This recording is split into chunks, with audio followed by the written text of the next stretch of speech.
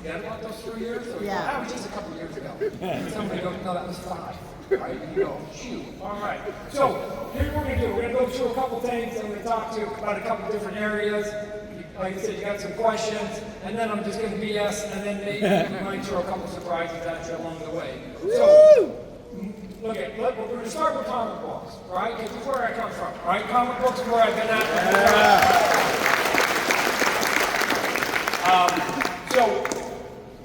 Here's the one thing that I believe since the very beginning. If we go to our next slide, I think hopefully we're going to be talking about this one here. My comic books, we have a slide up here, are the only ones in the industry that are still $2.99. Right? I've got the cheapest books in the marketplace, and I've said before that the reason for that is simple. I don't need the money, right? I mean, I don't say that in a humorous way, or I think you should take money from people who are loyal to you when you need it in a way that I think is fair back, right? So the majority of the comic books are $3.99, some are $4.99. If I raised that price, the person that would really benefit the most would be me. And I don't need your money. You guys have been loyal to me for decades now, literally. I'm on my 4th decade. And you guys have supported me a long time. And I think that loyalty goes both ways. It should be a two-way street. You guys support me, I got to support you. And so it's been, I think when we first came in, the first issue of Spawn was $1.99, and we're now 30 plus years into it, it's $2.99. We're going to buy in 30 years, right? Do the math. I'm going back, right? So, but I'm a believer of, I would rather have 1 million people give me $1 than to have 10 people give me 100,000. At the end of the day, both of those add up to $1 million. But I think it's way more valuable to have 1 million people know what you're doing than to have 10. Because if one of those 10 people stops, you're down to 90%, right? So, like, any of you that are out there trying to sell or do some branding or whatever else, eyeballs matter. And the more eyeballs you have, I would recommend at times trade money for eyeballs because you will get it back eventually. In the long run, you just think about like you're playing poker and you start at 11 o'clock at night and you're going to play till sunrise, which is 6 in the morning. Don't worry about all the hands in between. Worry about like in 8 hours and then see whether it worked out for you. So I'm not a public company, never have been, and so I'm allowed to think more than 90 days. Public companies have a fiduciary responsibility. They have to think every 90 days. They have to make decisions based on every 90 days because they have to report those decisions to their shareholders, and they're obligated to maximize profits. I am not. I have to basically, at the end of the day, go, can I live with this? And I tell my employees and my head people, get me to zero. Money out, money in, we get to zero. If you can do that all day long, we get to do it another year and another year. And we've been doing it for 40 years. And luckily, I've had to support someone here. She doesn't show up too often. She's not quite the geek like other people, but my wife is here. Let me see, Wanda, if you would like to stand up here.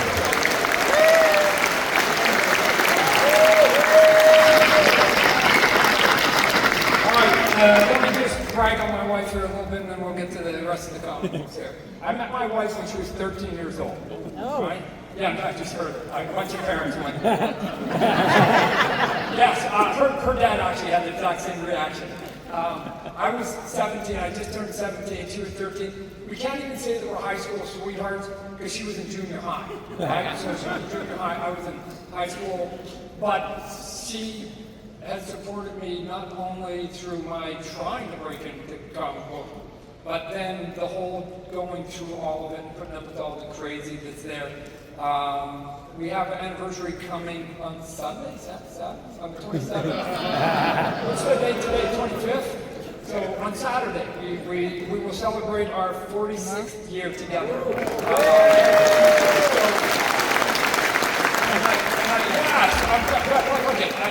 I have been very fortunate in my career, and there are a lot of people that will never be able to sort of know the pleasures that I've had in my career, but it pales in comparison to having sort of stability and happiness in your personal life, right? Most people don't find sort of the true love of their life and get to have that for a long, long, long time. I remember Stan Lee, when his wife passed away, it was 1 week before their 70th anniversary. 70 years those two people were together, right? Do the math real quickly with me. It means you have to fall in love in your teens, get married when you're both 20, both live, because there's things called diseases that come along in buses that can hit you. And you've got to go all the way to 90. Both of you have to live to 90. You have to actually be in love that whole time to get to 70. That's how rare that number was. And they came within a week, Stan and his lovely wife, Joni, of doing 70 years. So hopefully, if there's one record I can break of Stan Lee's, I hope that I can get to 70 years with my lovely wife on.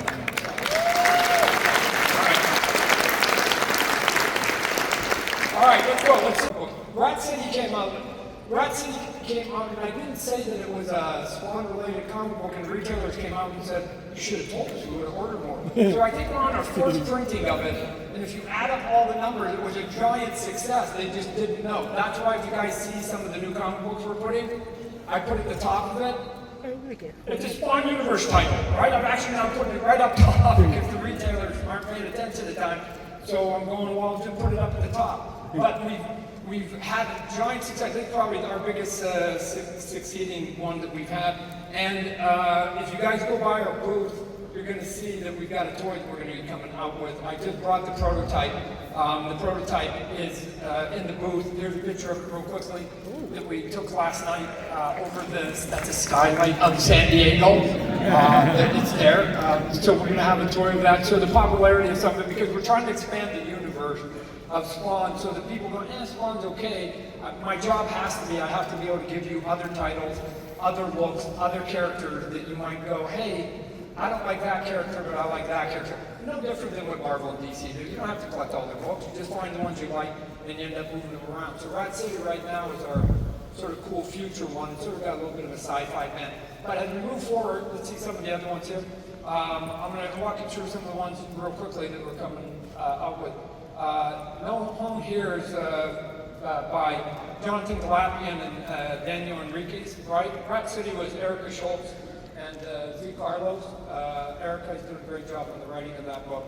This book, Daniel, who's normally an inker, and the artist who's normally an inker, I go, guys, you guys are way too talented to just be doing inking your whole life. And here's Jonathan's artwork. I mean, there's a couple images here that are very evocative. What I like about his stuff is that it just has a little bit of Bill Sienkiewicz sort of cool vibe to it.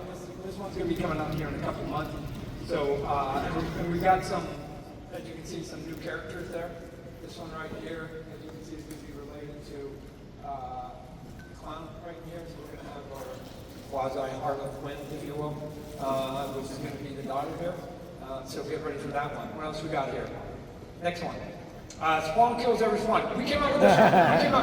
We came out with this one a couple of years ago. And the first one came out and it was kind of a surprise hit, right? I got in trouble because I killed somebody as a parody and somebody got serious about it. But it went well, and then we did another one. It surprised me it went well. So now we're on our third one. If you guys like to have any fun, I'm telling you guys should take a look at this book. Right? The artist on this book, Rob, like I don't even know if you can see everything he draws so much here. There's about 10 characters here, but if you go to the next slide, what he does, like he's got this two-page spread. This is like the San Diego Comic-Con, right? He's at the Comic-Con, right? And he's going, man, this sucks, nobody's here, because there's nobody in his line, right? But there's somebody in each one of them. If you were to actually look at this, which is in the book, there's probably, go back to that slide, there you go, I would say a minimum of 20 Easter eggs on that double-page spread.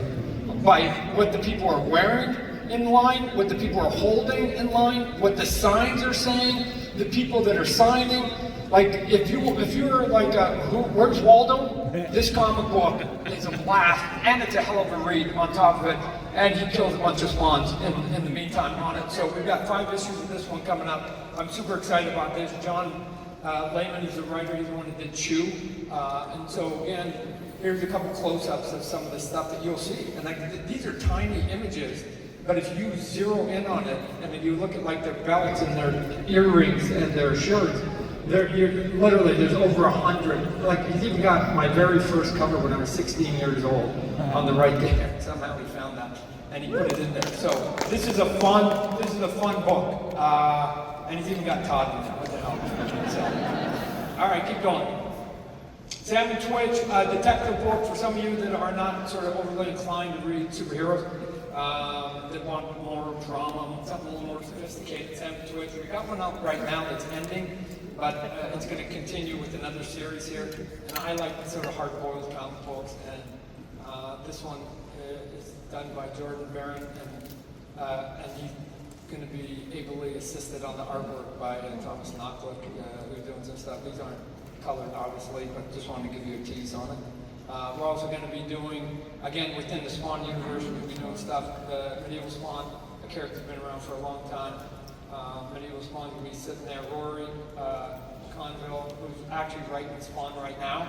He's writing Spawn right now. He's going to continue on that. And Marco Itri is the one doing some of the artwork on this one. So if you guys like Game of Thrones or any of that stuff, Lord of the Rings, this is going to be in that vein. It's not going to be a modern take, it's going to be a historical take on all of that. Next up we've got Tales Gunslinger. I like the Western stuff, so Jimmy Palmiotti is doing the art or the writing on this one. He wrote Jonah Hex for years and years and years and years. Patrick Reynolds is doing it. Look at some point, this guy's got to be in a movie himself, right? This is a badass Western movie that's just waiting to happen.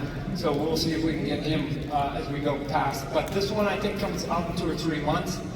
After that one, we've just signed up Gail Simone has decided to come on board and give us an origin of She-Spawn. I thought that it was important to get that story told from the vantage point of a female, right? Instead of Todd, white cracker, male dude, right? So we wanted to get somebody that could do it, and then the artwork by Guerra. Somebody who lives overseas doing, and he's done some good work for Marvel. He's going to come on board and do that miniseries. A couple others here. The Freak. Look at The Freak. I'm writing The Freak. This one's cool because I get to do everything sort of psychotic about, like this is sort of like, what if Joker was a good guy? Right? This is what happens when society turns somebody insane and they actually think they're doing good, which they are, but they do it in a way that has no limitation. So he doesn't really care if he kind of hurts the bad guys, right? So if we've got a 2-page spread here, you'll see Jason Sean Alexander does the artwork. It's really sort of an odd, creepy book about him hunting down the people who gave him sort of the medicine that turned him crazy, and oh, by the way, they've turned it on children, and he's just trying to basically stand up for the children in a sick, psychotic way, but it's kind of fun.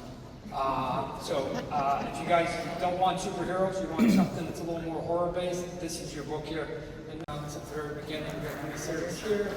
This one's being written by Mark and Draco, and then we've got a bunch of artists that each one of them is a different chapter that is a different period of time. The Violator has been around forever, so each chapter is going to jump literally hundreds of years. And we thought what would be fun is to get a different artist so that each different time frame would actually be a different artist. And so that's what that one's there. And then I got another one that I'm pretty proud of that's sort of outside the Spawn universe. But sometimes you go and do stuff and you need help. And I ran into this kind gentleman who had this great idea, had been doing some work at Dark Horse with a comic book. But before we talk about it, I'd like to call him up here because he's been very supportive. He's also an actor in Hollywood, and so you may have seen him before. He recently appeared in Oppenheimer. He was Polka Dot Man in the Suicide Squad, right? And he was in Dark Knight, right? And many others to go here. But I'd like to introduce you right now to the writer of our new book, Knights and Samurai, David Maltin.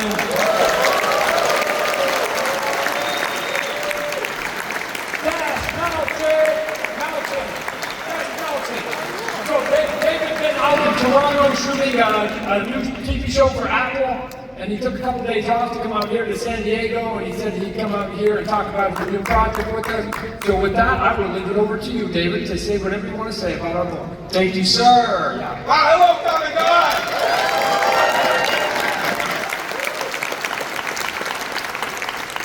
loves image. Who here loves Todd McFarlane? I've been a fan of this man for a very long time. I own original issues of everything that he did pre and then with image, and they sit in my office in my long box, and I'm very proud of that. And the fact that I'm getting to work under Todd's mentorship on this new book, Knights vs. Samurai, is one of the most exciting things I've ever done in my career as a storyteller. Anybody out there love like metal fantasy, medieval, kick-ass stuff? Cool. Anybody out there love fantasy, samurai stuff? Okay, so imagine those two worlds clashing together for the first time, and there are dragons, and there are oni, and there are ogres, and there are witches, but there are knights, and there are samurai, and they are going to battle on the pages of these books in a way you've never seen before, you guys. I've seen so much of this art. Todd has been overseeing everything, and it is so cool. I'm so excited. I've been dreaming of this idea for a very long time, and the fact that I get to do it with this man at this moment in my career is truly one of the greatest honors of my life. I'm so excited. I can't wait for you guys to get your hands on it, and we're just a few months away. It's very close. So let me tell you what hooked me on it, and when David sort of came here, because just visually, think about it from a visual point of view. You got knights, and you close your eyes, you go, yeah, man, I can see that big battle, we've seen all those great movies and TV shows. And then you got samurais, you go, man, I can visualize all that. But then the piece of it that hooked me, and hopefully I'm on point here, that it's that they're enemies, right? So you could literally have the Hatfields and you've got the McCoys. And eventually those two cultures are going to collide. And that in and of itself is unique visually, so lots of fun can happen. But somewhere along the line, there are going to be a faction of the medieval knights and the samurais that are going to find out that, just like a lot of things that have happened historically, that maybe some of the people that are fighting for a cause have not been told 100% of the truth of why they're fighting and who their enemies are. And once a couple of people start doubting their purpose, their quest, you get ostracized very quickly. And I don't care if it's in business, in politics, whatever else. You don't go along with the party line, you get ostracized. So what happens if a portion gets ostracized over here, a portion gets ostracized over here, going, what? You've been lying to us on this side, you've been lying to us on this side, while they're on the battlefield. And then once the word gets out that these people doubt, not only do you have to fight your enemy, you have to fight your own friends, because you've now become their enemy. And now there's going to be a group that have to combine, right? Amen, brother. And so you're going to have now this rebel group of knights and this rebel group of samurais, and the only way that group is going to survive against both sides now, because they become the enemy of both sides, is that they have to combine. And they don't really like each other. And then on top of all that, throw in all the magic and all the dragon stuff and all the fun stuff. I think it makes for a rich sort of human story against this big backdrop. And so to me, I go, visually I can see it, and all that dynamic is why I jumped on board with your story. So you nailed it, man. Thank you. It drives me crazy how much the population can be so easily turned against one another, and it drives me crazy when I think about the fact that there are just a few people in power that get so much out of us when we believe that people who might look a little different, believe a little different, have some things a little different from us are our enemies. There's just so much power that the elites have been given in that space, and so getting to tell this story through the lens of this world was just, it's a dream come true. And I've always loved dragons, and I love medieval, and I love English and Western culture dragons, but I love Japanese mythology and the dragons of that world. So you're going to see the way dragons look coming from two different parts of the world, the way magic looks, sorcery, the kinds of demons and oni and monsters that they're going to come into contact with. So, and we've got an incredible artist who's just crushing every page right now. And like I said, I like the stories at some point where the humanity is like, look, I don't like you, you don't like me, but if we don't stop for 20 minutes, we're both dead. We're both dead. Yep. So let's just put it aside, figure out how to survive, and then we can go back to hating each other. But for now, we've got to turn and put our energy this way. That's where some of the fun in telling the stories, because everybody's not going to be part of it. And David sort of got this big litany of stuff that he's talked to me for hours and hours. So David's done a crazy job of it. David's going to hang out here a little bit as I can, and then some are a blend of both. But as those pieces of news come, then we'll get to it. But on Monday, if we go to the next one, on Monday was our big piece of news here. Now, somebody misinterpreted this news, because I looked at a lot of the headlines. I posted this the other day, so did Blum, and the headlines that I saw from, we didn't make any comment. The headline that we saw was, Todd's movie has a new title.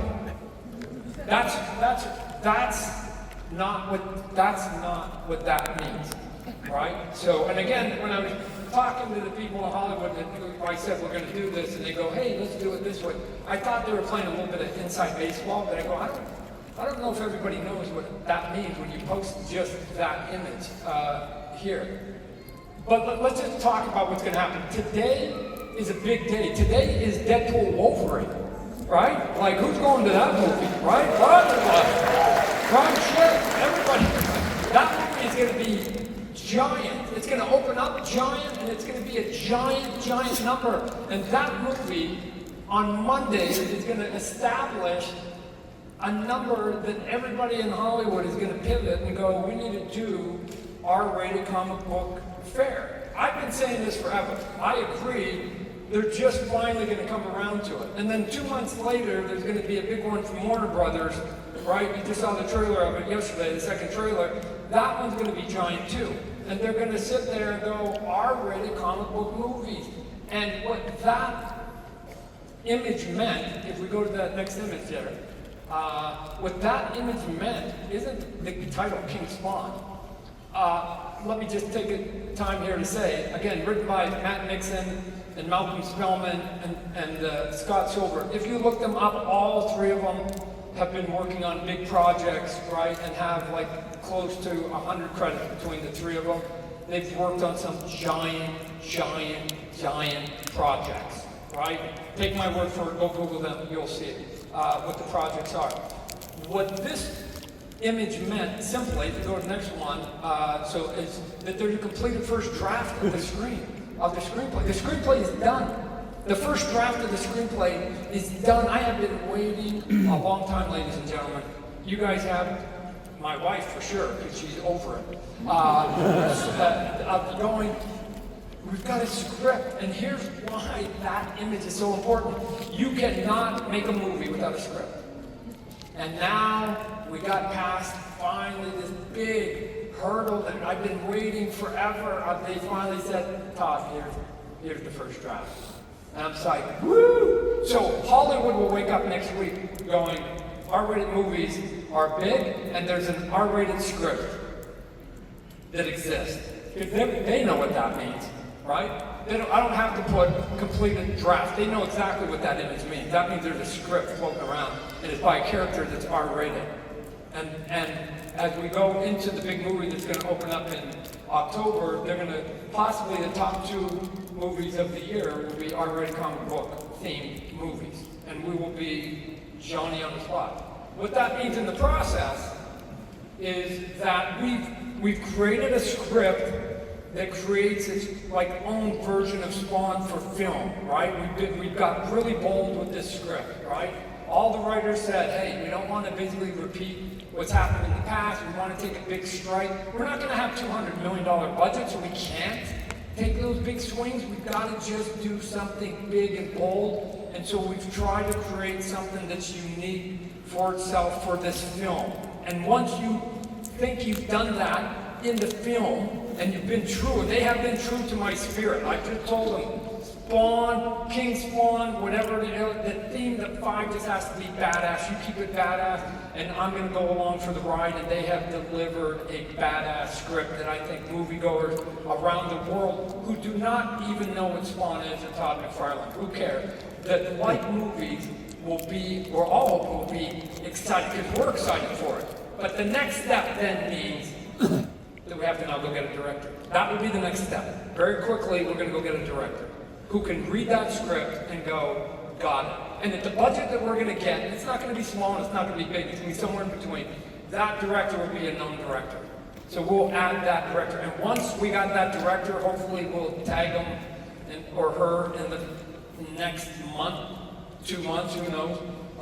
Then we get to then go finally into Hollywood and say, we've got it.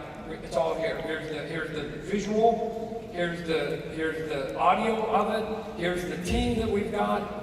It's go time, and we don't want you to make any comments. We want you to cut me check, get out of the way, and let us go and make that.